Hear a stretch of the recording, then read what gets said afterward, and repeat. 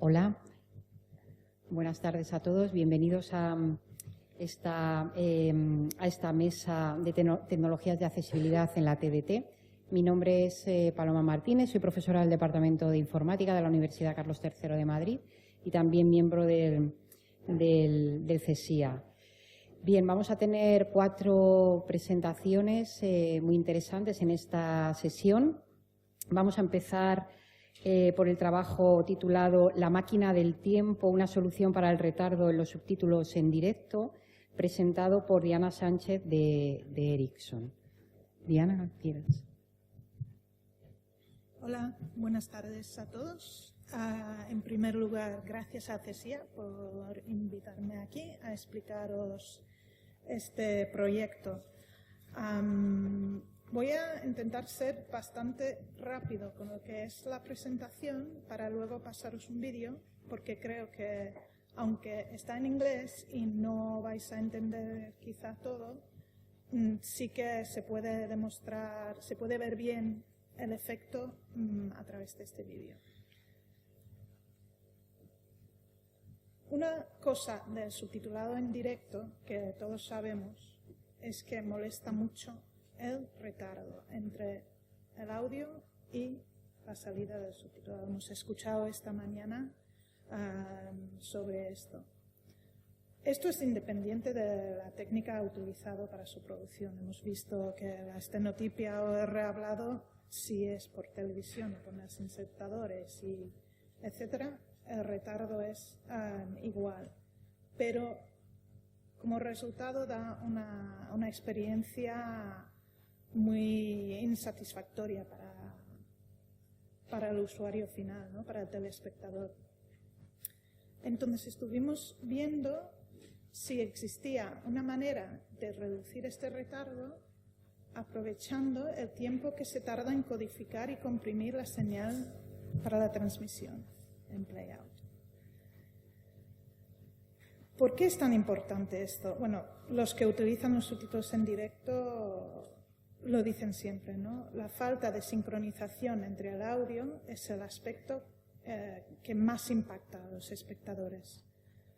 Y su percepción de calidad de los subtítulos. Ha habido estudios que recientemente en Reino Unido que han visto que realmente es lo que más impacta en la sensación, la percepción de parte del usuario de que estén viendo un subtitulado de calidad o no. También esto ha llamado la atención a los reguladores, que en algunos países incluso han llegado a intentar proponer a los radiodifusores retrasar la señal de televisión, cosa que no les ha gustado mucho a los radiodifusores. Entonces, empezamos a trabajar con mucha gente dentro de las televisiones, en este caso con la BBC, para ver cómo podríamos atacar este elemento tan fundamental en la calidad del subtitulado en directo. Entonces, primero tuvimos que mirar, había mucha gente implicada, teníais que poner a mucha gente de acuerdo para hacer esto, pero teníamos que hacer una modificación en los sistemas de playout, de transmisión, para indicar cuándo un contenido es grabado y cuándo es en directo. Luego hubo que modificar el hardware de codificación de los subtítulos para quitar el retardo y luego teníamos que hacer cambios en nuestra plataforma de subtitulado en directo, Subito, porque, claro, hay algunos programas que son híbridos, ¿no? Que tienen tanto partes lanzados y partes directos. Entonces, utilizando el tiempo de codificación y multiplexación, coding and mux, conseguimos mejorar el retardo en los subtítulos, que luego os enseñaré. Esto es como era antes, o sea, como es ahora en la mayoría de los canales, ¿no? Los subtítulos llegan y están insertados a SDI en el playout, que es lo azul, y luego se codifica la señal de vídeo y audio. Esto tarda, para una señal en HD, unos 5.000 milisegundos, que llegan a ser 5 segundos. Entonces, para que los subtítulos de programas grabados no salgan antes, se hace un retardo compensatorio también en la codificación de los subtítulos, para que cuando salgan sincrónicos en grabado, pero claro, en el directo salen con este delay inherente en la creación de los subtítulos. ¿Qué cambiamos? Pues es lo de rojo aquí. Primero insertamos un indicador, un flag, para señalar si es grabado o directo.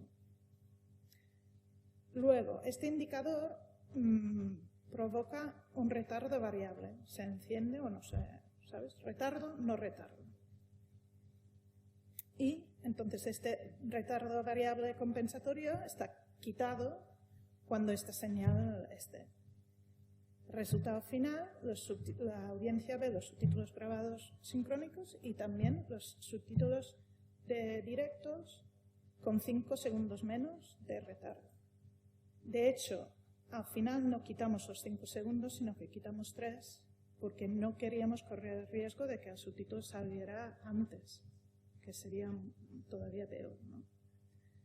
Pero claro, para estos programas híbridos tuvimos que hacer un cambio en nuestra plataforma, que realmente lo que hacemos es añadir otra vez estos 5 milisegundos en aquel contenido que es lanzado, ¿sabes? Lo que es preparado antes y lanzado, volvemos a meter los segundos de retardo para que todo salga bien. Y ahora os voy a enseñar cómo salió, si todo va bien. Vale, ves que hay dos pantallas. La de arriba es lo que salía por la televisión normal, o sea, lo que ven los telespectadores en el Reino Unido. Y lo de abajo es con la máquina del tiempo activada.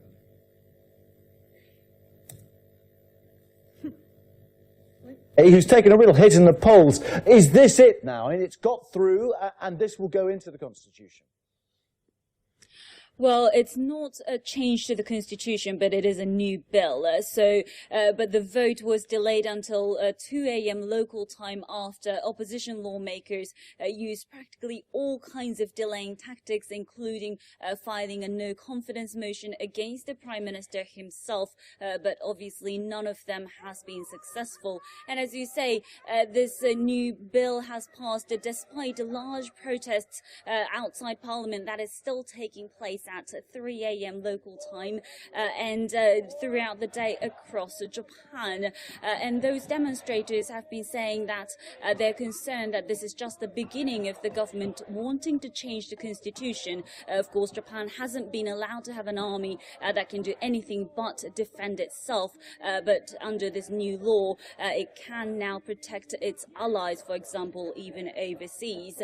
There have been a lot of mothers with young children at those protests as well, saying that they're worried that maybe in the future there could be compulsory military service. Of course, the government denies this, saying that this is a necessary change for Japan to be able to defend itself properly. There have been new threats, including, of course, North Korea and the rise of China, which has been spending a lot of money on its military. But it's also been interesting to note that even those who agree with the bill, they've criticized the way that the government has been handling the situation, how...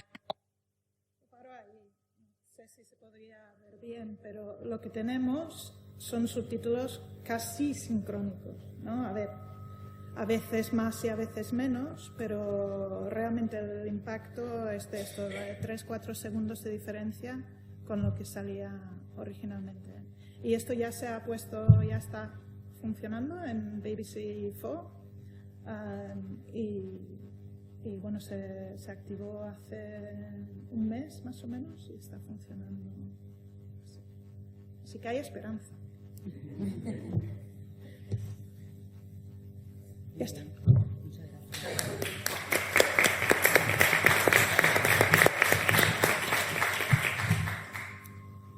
Muchas gracias, Diana. Bueno, lo que vamos a hacer, no lo había comentado, vamos a hacer primero todas las presentaciones y luego hacemos un turno de preguntas para aquellas cosas que queráis preguntar a los ponentes. Bien, el siguiente trabajo se titula La negociación de la calidad en accesibilidad, roles, intereses y cesiones. Lo va a presentar Pablo Romero de la Universidad de Roehampton. Bueno, en transición a la Universidad de Vigo. Cuando quieras puedes empezar. No sé si se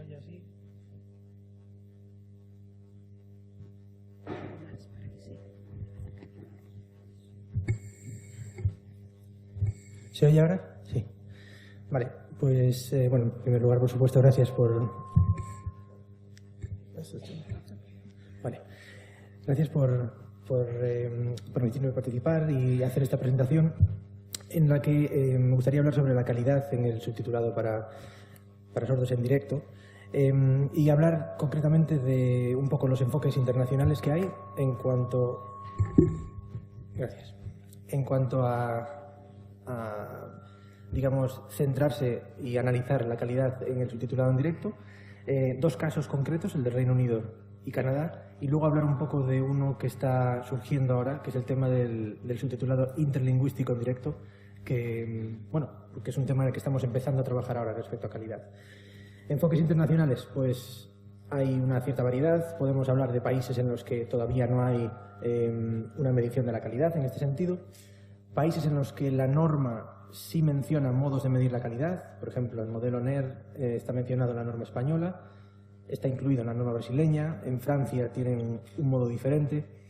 Hay países en los que la norma ha sido seguida con una consulta pública para discutir el tema de la calidad y que ha dado como resultado un sistema de respuesta a quejas. Es decir, en Estados Unidos y en parte en Australia se responde a quejas de usuarios y a partir de ahí es como se trata el tema de la calidad en directo, por ejemplo.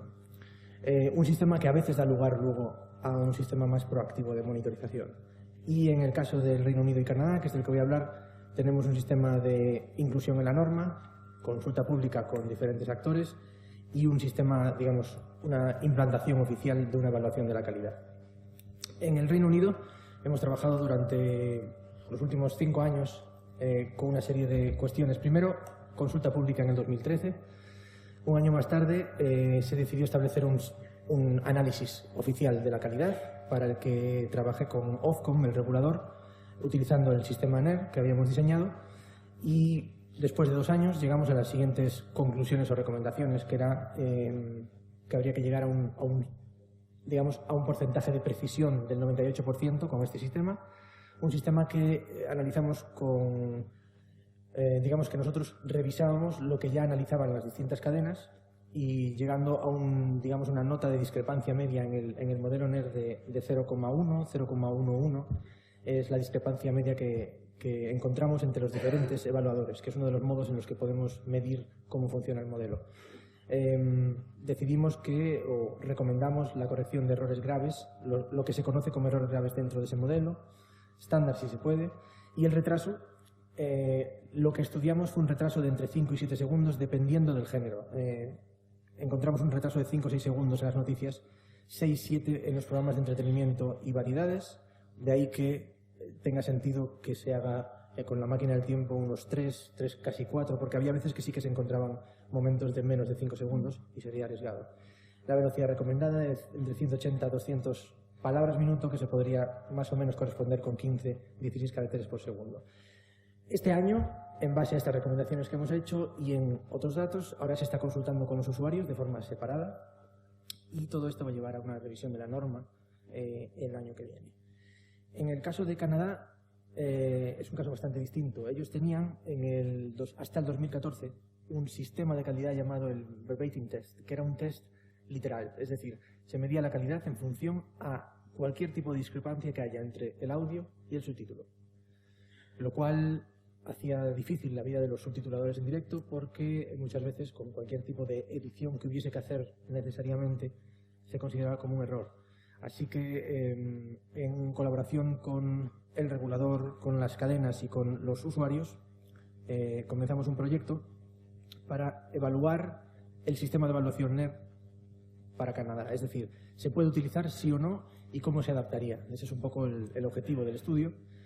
Y para eso nos pidieron que hiciésemos una formación, es decir, nos pidieron que formásemos en el uso de este modelo de evaluación, que formásemos a cadenas, subtituladores y usuarios, para que fuesen ellos mismos los que pudiesen utilizarlo y que decidiésemos si había coherencia entre sus resultados y también si había coherencia entre su opinión subjetiva respecto a la calidad de unos subtítulos y el resultado que obtenían utilizando el modelo, entre la comparación entre lo subjetivo y lo objetivo, si quieren. Los resultados fueron inesperados, un proyecto en su mitad fallido, pero que nos dio conclusiones muy interesantes. La idea era 36 participantes, evaluación inicial de unos subtítulos subjetivamente, evaluación con el modelo y otra evaluación subjetiva de nuevo. Los resultados, pues lo que encontramos fue que así como el 40% de los usuarios aplicaron el modelo, 60% de los participantes no lo aplicaron tal y como se les había digamos, formado, sino que lo aplicaron de otra forma, de una forma que está mucho más basada en su opinión subjetiva de lo que tiene que ser la calidad de los subtítulos, lo cual resultó muy interesante también para nosotros.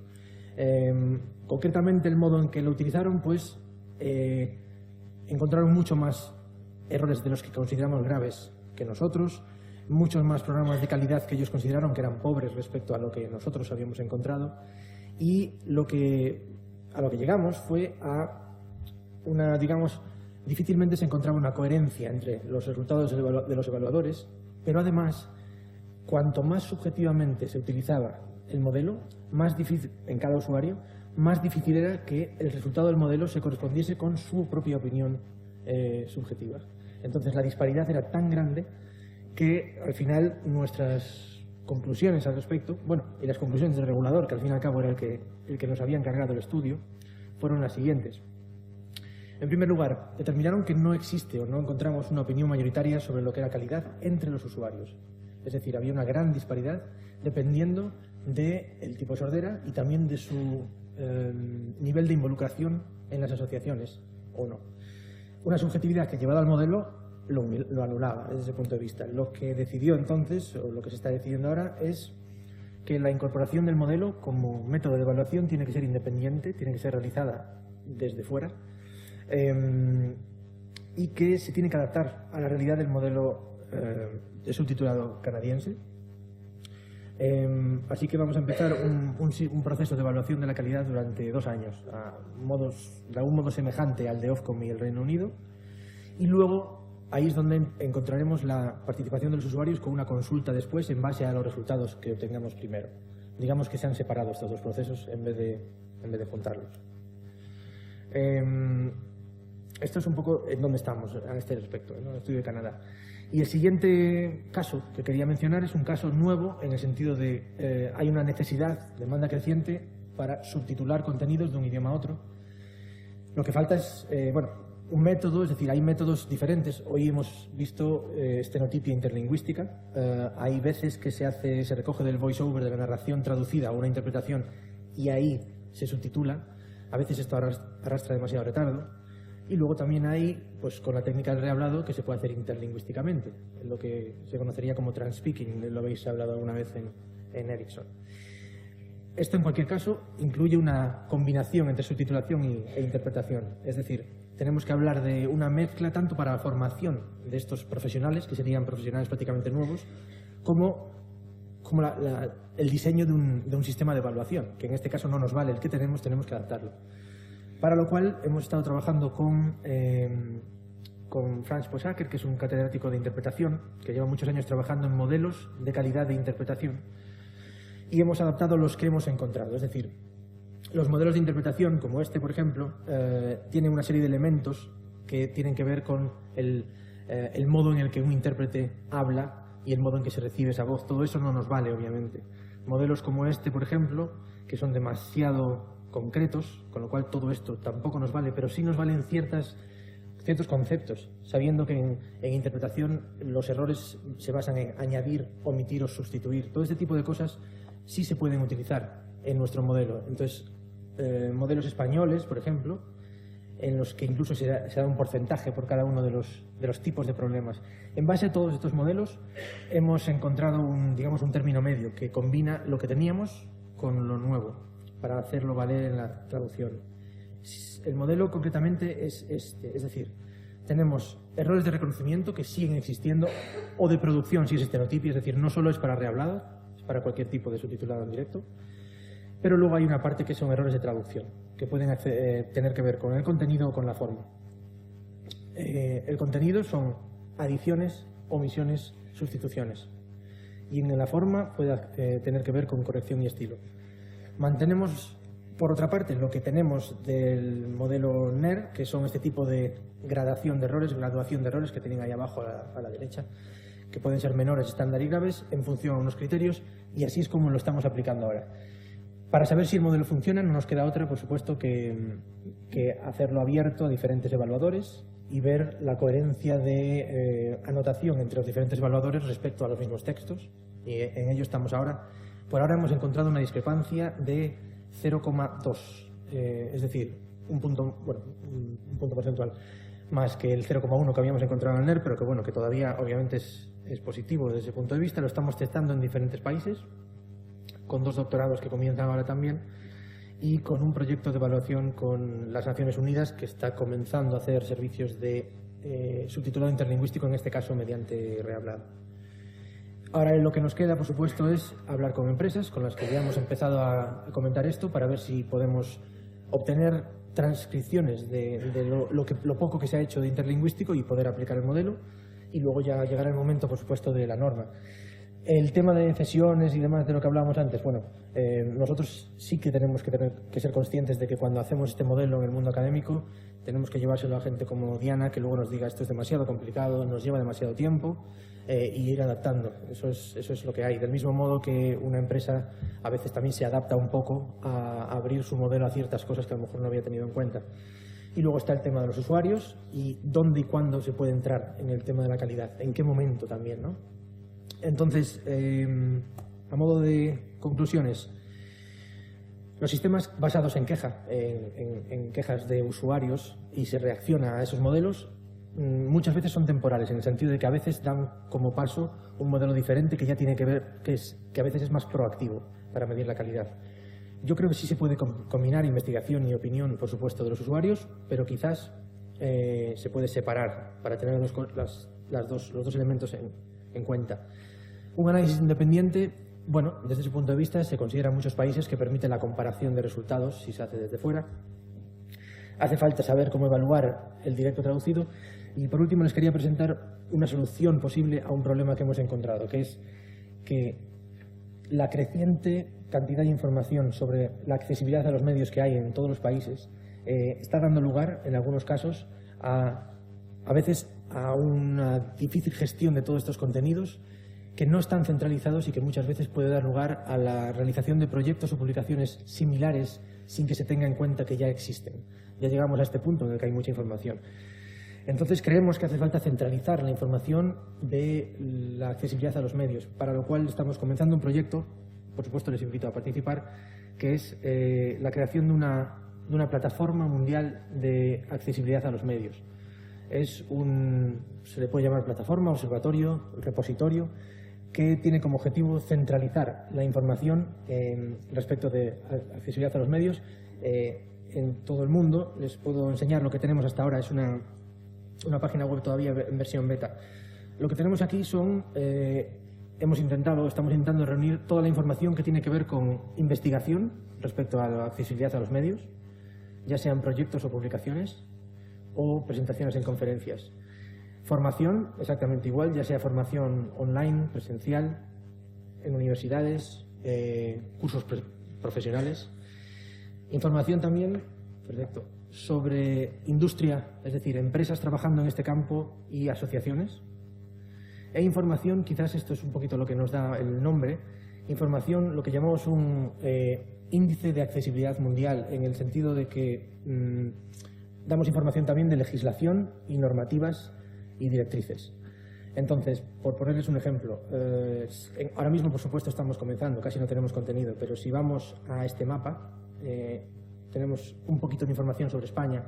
Entonces, en este caso, el índice de accesibilidad nos marca un poco, en cuanto a colores, en España qué tipo de normativas hay, ya sea legislación, ya sean normas oficiales o sean directrices, digamos, más bien de uso privado o directrices concretas de empresas o asociaciones, ¿no? Esto va a estar disponible, va a ser abierto, por supuesto, va a estar disponible por países. Pero además, lo que intentamos es que haya una forma de estructurar esta información según el usuario quiera, por modalidades. Es decir, si lo que les interesa es no toda la accesibilidad, sino la audiodescripción, se puede entonces organizar toda la página web respecto a la audiodescripción, en cuyo caso saldría toda la información disponible sobre audiodescripción, ya sean eventos, cursos de formación, publicaciones de todo el mundo, legislación, presentaciones en congresos, como se ve ahí, o incluso proyectos de investigación. Entonces, lo que hacemos es que hay un etiquetado bastante intensivo en cuanto a modalidades y etiquetado también en cuanto a palabras clave. Bueno, es un montón de trabajo. Lo que intentamos ahora es buscar un equipo de colaboradores también. Ya tenemos unos cuantos de diferentes países que ayudan en diferentes modos a popular, ¿no? a poner información en este repositorio web, que por otra parte además luego dará información a nivel estadística también sobre accesibilidad a los medios en todo el mundo. Intentaremos entonces pues, conseguir también la colaboración del CSIA para este respecto, para darle una visión un poquito más internacional al tema de la accesibilidad. Y esto es todo.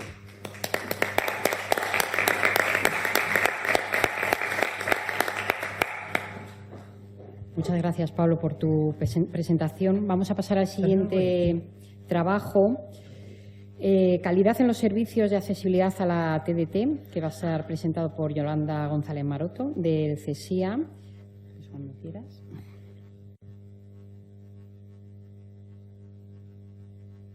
Presentación, por favor.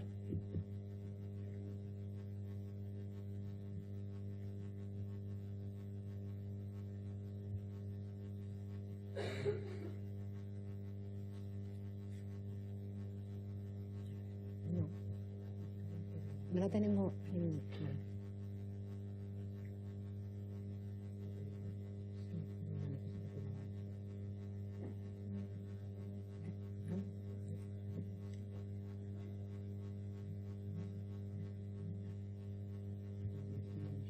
No.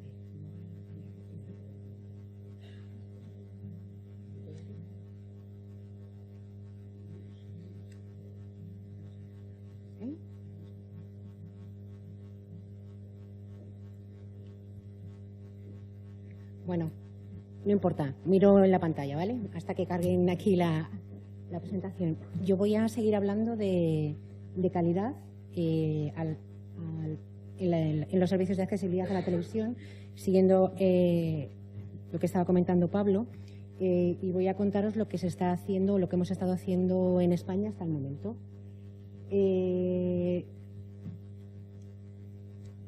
Partimos del hecho de que lo que exige la normativa española se refiere solamente a cantidad, no a calidad, y hasta el momento, con los datos que tenemos, vemos que la evolución en cuanto a lo que exige la ley se va cumpliendo.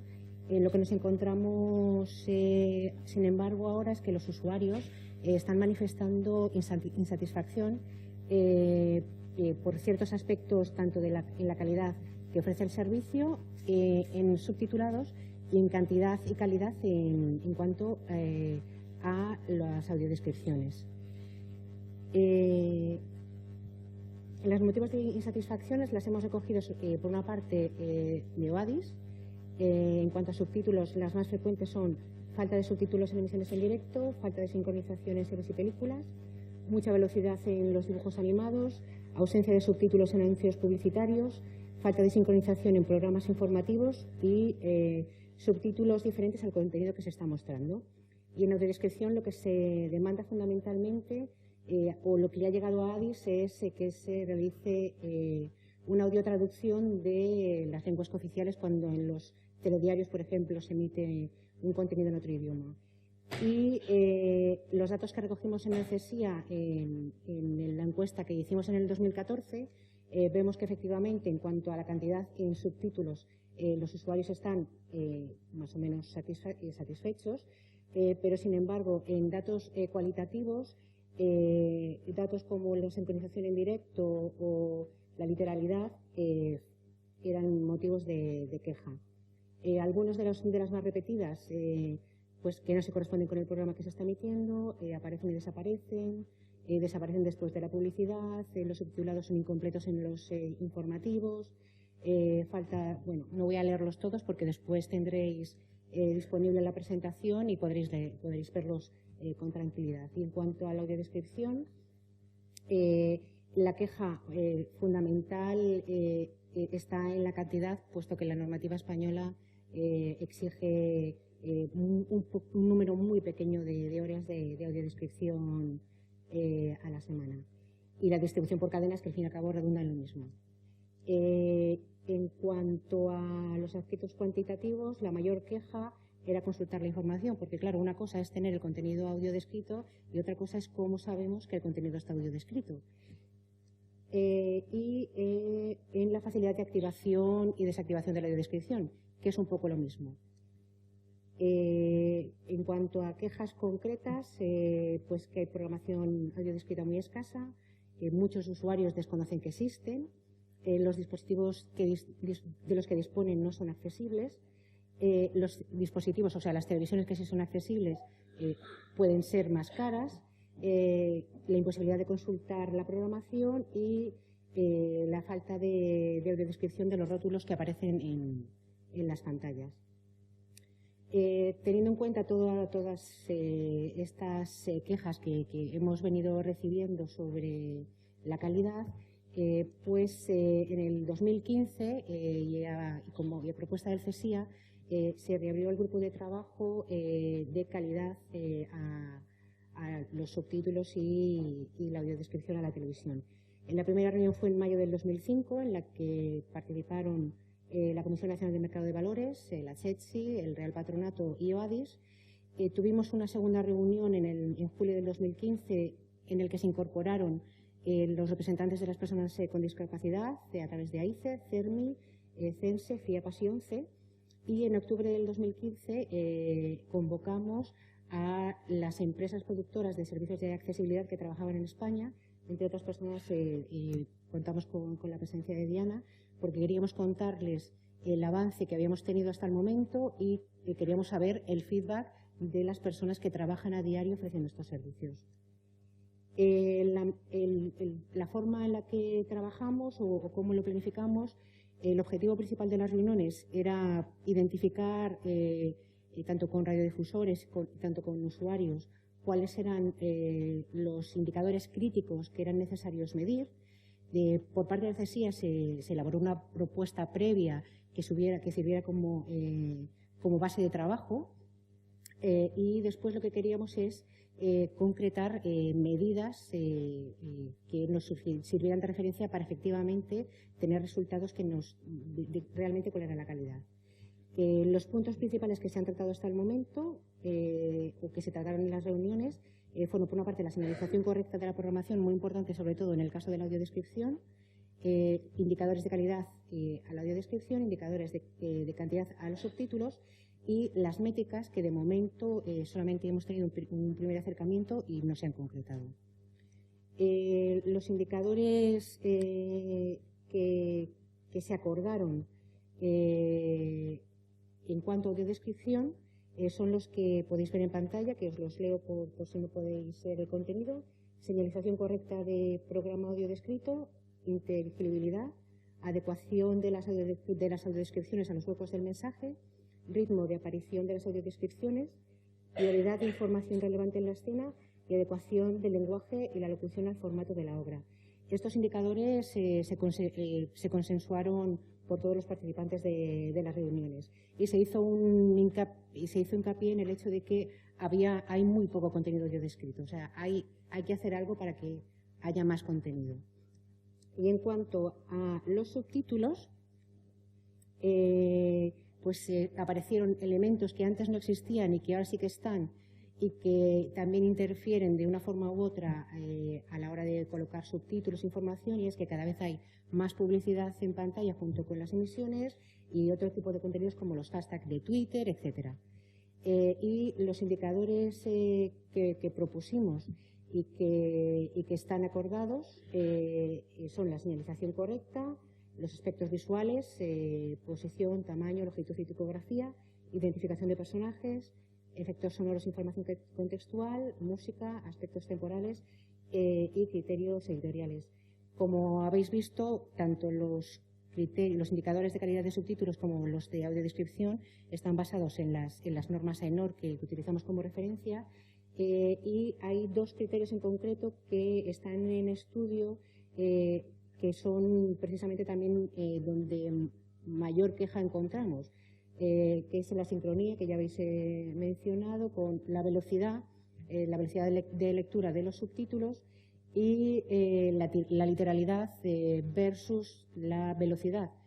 Si somos totalmente literales, a lo mejor los subtítulos van muy rápidos, pero si no somos, si vamos menos rápido, somos menos literales. Entonces, estos dos puntos son dos puntos que generaron muchísimo debate en la reunión que mantuvimos con las asociaciones de personas con discapacidad y decidimos empezar un estudio en el que hemos dado los primeros pasos y os contamos qué hemos hecho hasta el momento.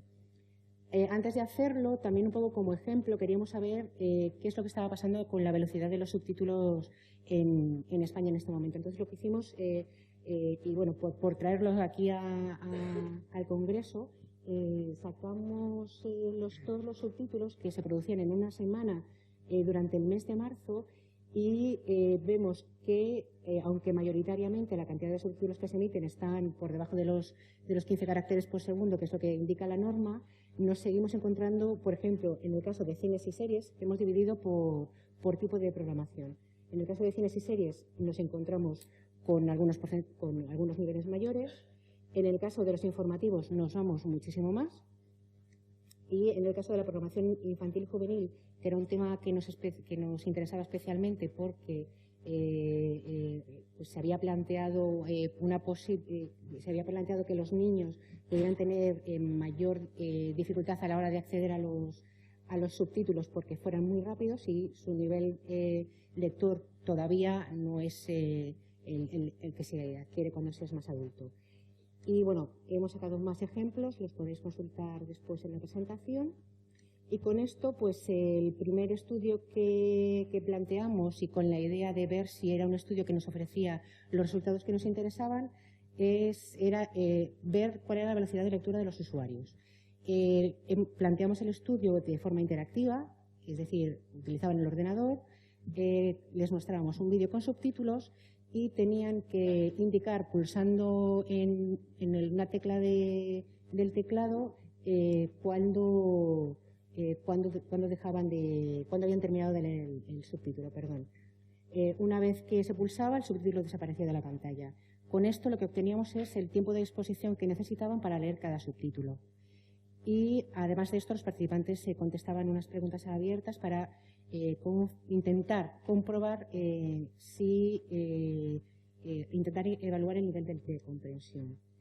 Estos son los datos de participantes que tenemos hasta el momento, con dos pruebas, una con adultos de entre 16 y 81 años y otra con niños entre 8 y 15 años.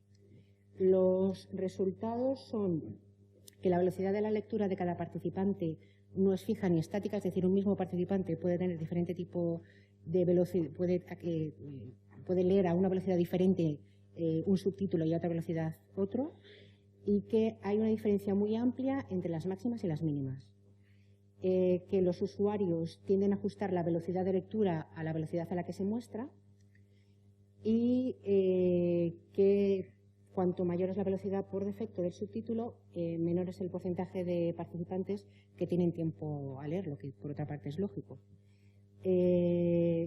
Con los datos que hemos obtenido hasta el momento, no podemos asegurar si hay una variación de los niveles de comprensión según aumenta el ritmo de lectura.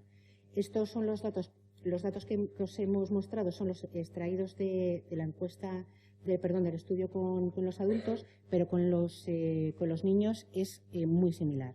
Y luego hemos planteado otro estudio, velocidad para compensar velocidad versus literalidad, y era con una primera aproximación para analizar para ver si esta prueba pues era suficiente para darnos datos concluyentes. Los participantes tenían que ver 3 vídeos subtitulados a 19, 14 y 19 caracteres por segundo y tenían que indicar de una escala de 1 al 5 si habían comprendido, etcétera. Voy a ir más rápido porque no me queda tiempo. Han participado hasta el momento 48 participantes y las conclusiones son que, según las respuestas obtenidas, el nivel de comprensión disminuye cuando los subtítulos se resumen para conseguir una menor velocidad, es decir, cuanto más se acortan bueno, lógicamente cuanto más se acortan, pero esto vendría a decir que cuanto más literales mejor se comprende. Y como conclusión de las dos pruebas que hemos hecho hasta el momento, podemos concluir que la muestra que tenemos hasta ahora no es suficientemente representativa, es decir, necesitamos más datos. La velocidad de lectura es variable y puede ajustarse a subtítulos en diferentes velocidades. Y resumir el subtítulo para disminuir su velocidad disminuye el nivel de comprensión, por lo que primaría la literalidad sobre la velocidad. Y esto es todo.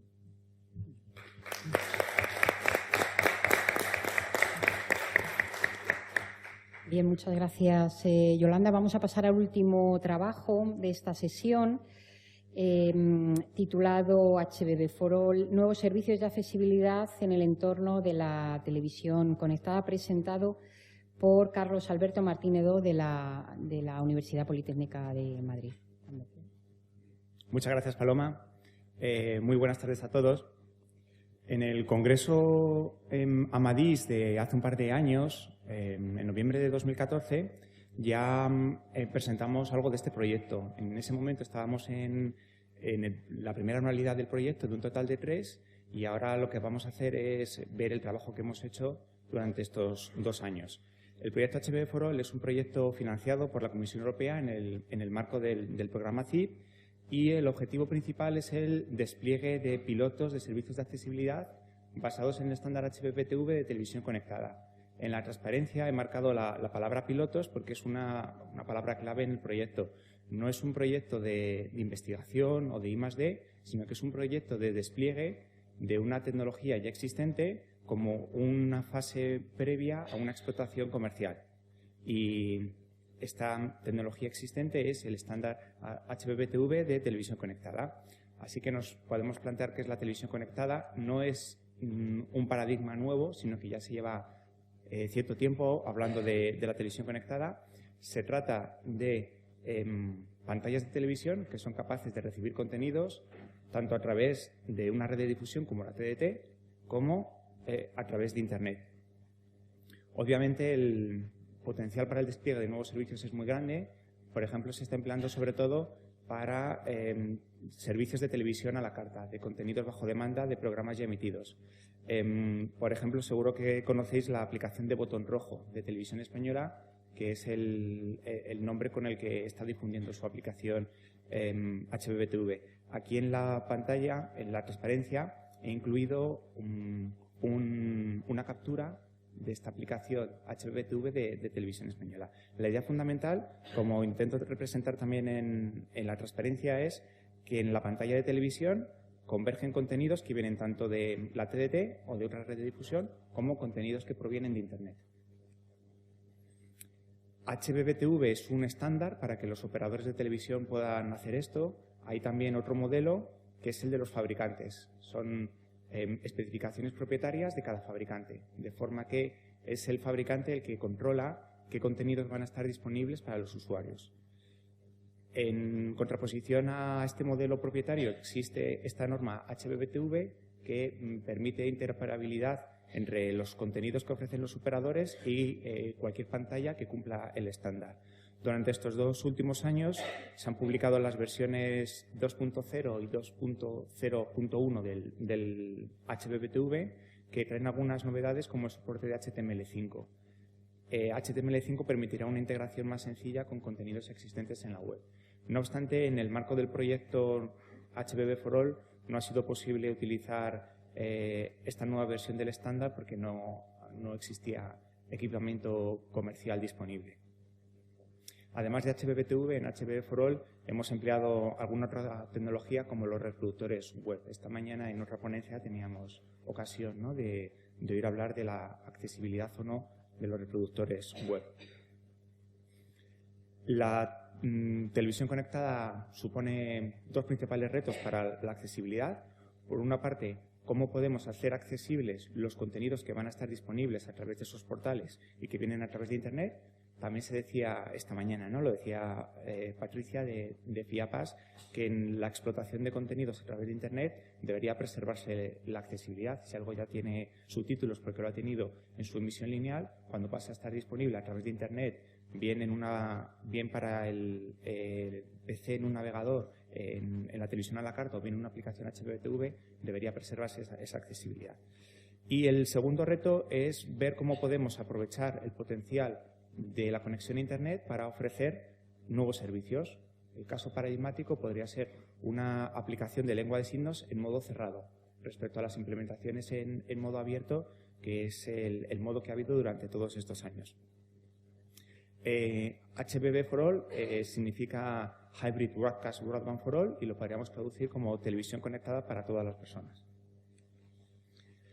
En el proyecto hemos tenido 4 pilotos correspondientes a otros tantos paquetes de trabajo dedicados a subtítulos, a audio alternativo, por ejemplo, audiodescripción, a adaptación de interfaces gráficas y a lengua de signos. Además, una característica transversal a todos estos pilotos ha sido el intento de proporcionar contenidos o proporcionar servicios personalizados. Francisco de Fasocide nos lo decía también esta mañana, ¿no? Cómo tiene que ser un valor añadido la personalización, porque no todos los usuarios van a tener los mismos requisitos de cara a los servicios de accesibilidad. En estos momentos nos encontramos en la última fase del proyecto. El proyecto termina oficialmente a finales de noviembre y estamos elaborando las conclusiones a partir de los resultados del despliegue de los pilotos. Y ahora vamos a ver algunos de los resultados o algunos de los trabajos que hemos hecho los socios del proyecto en estos años.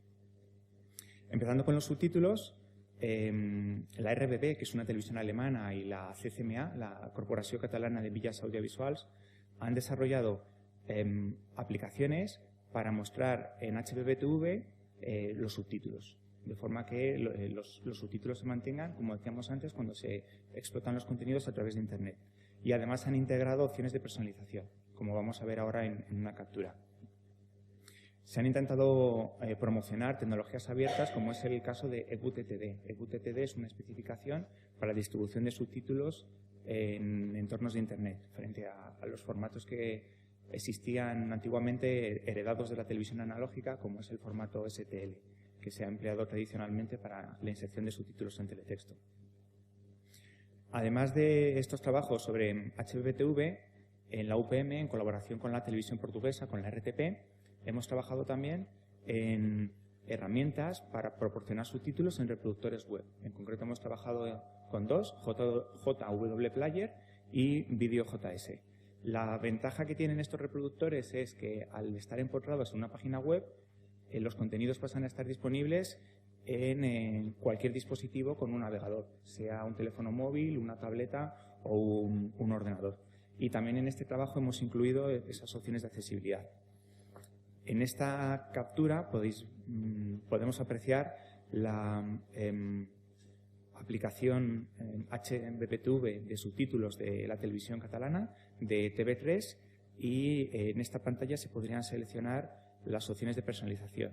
Viene el tamaño, la existencia o no de caja de los subtítulos y la posición de los subtítulos arriba o abajo en la pantalla. Y en esta otra transparencia tenemos una captura de la aplicación que hemos desarrollado en la UPM junto con RTP para proporcionar subtítulos en navegadores, en reproductores, en navegadores web, en este caso con el reproductor VideoJS. En cuanto al audio, aquí tenemos unas pocas cosas de las que se han hecho en el proyecto, como asegurar la disponibilidad de la audiodescripción a través del portal HBBTV, que es uno de los trabajos que ha hecho la CCMA. También el centro IRT ha hecho pruebas con Clean Audio. Clean Audio es un servicio que hasta donde sé no está desplegado en España y que consiste en un realce de los diálogos frente al ruido de fondo, de manera que sea posible percibir correctamente el diálogo en situaciones ruidosas en la obra audiovisual. También, por ejemplo, la UAB, en el marco de este piloto, ha realizado pruebas sobre los problemas que surgen cuando aumenta mucho el volumen del programa frente al volumen de la audiodescripción. En el piloto C se ha trabajado sobre interfaces gráficas y en concreto se ha desarrollado un curso tipo MOOC que os invito a conocer. Aquí tenéis el enlace, es abierto y simplemente requiere registro, y se ha hecho este curso precisamente sobre accesibilidad. Y además, como no podía ser de otra forma, se ha dotado de servicios de accesibilidad. Y en cuanto a la lengua de signos, que es el último de los pilotos, ha habido varios desarrollos. Aquí tenemos una aplicación en la línea de lo que nos decía Fernando de Edsol esta mañana, y es una aplicación HBTV de lengua de signos que ha hecho la televisión alemana RBB. Un servicio híbrido habría sido un servicio realmente híbrido, como hacíamos en el proyecto, habría sido más interesante si fuésemos capaces de fusionar en la pantalla de televisión la señal de programa proveniente de la TDT y la señal de la lengua de signos proveniente de Internet. Eso sería una implementación cerrada, como decíamos, y tendría la ventaja de que sería totalmente configurable por los usuarios. El problema es que una implementación de este tipo requeriría 2 circuitos de descodificación de vídeo en las pantallas, y no es algo con lo que suelen contar las pantallas por las características inherentes del mercado de electrónica de consumo. Así que finalmente la RBB ha optado por otra implementación que consiste en que el usuario accede a través de Internet al programa y se descarga un flujo de vídeo que ya integra los 2 contenidos, la señal de programa y la ventana con la lengua de signos. También tiene opciones de personalización, pero eso requiere replicar este flujo tantas veces, replicar en el servidor tantas veces como opciones de accesibilidad, opciones de configuración que queramos tener. La RBB lo ha desplegado para un grupo de 30 usuarios en Alemania.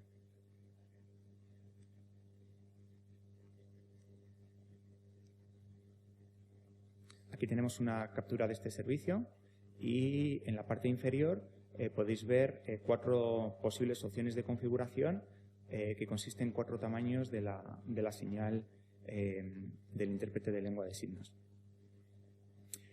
También hemos trabajado en la UPM junto con RTP en una implementación de lengua de signos configurable, pero en este caso para navegadores web, para reproductores en navegadores web, y en concreto hemos utilizado JW Player y VideoJS. Aquí tenemos, por ejemplo, una captura de este servicio. La televisión portuguesa, la RTP, venía prestando este servicio, pero solo para contenidos en directo. Lo llaman doble pantalla. Y lo que hemos hecho es proporcionarlo también para contenidos ya grabados y que sea configurable, de forma que se pueda cambiar fundamentalmente el tamaño y la posición de la lengua de signos.